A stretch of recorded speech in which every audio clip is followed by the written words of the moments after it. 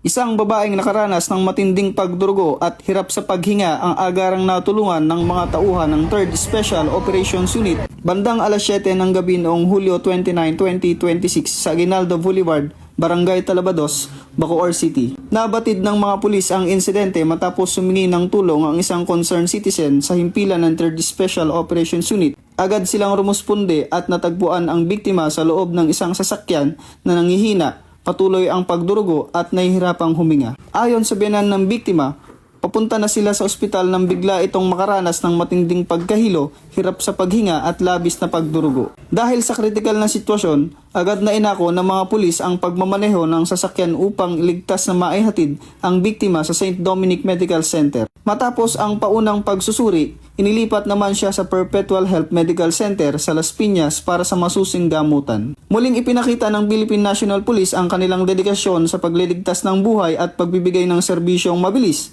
tapat at nararamdaman.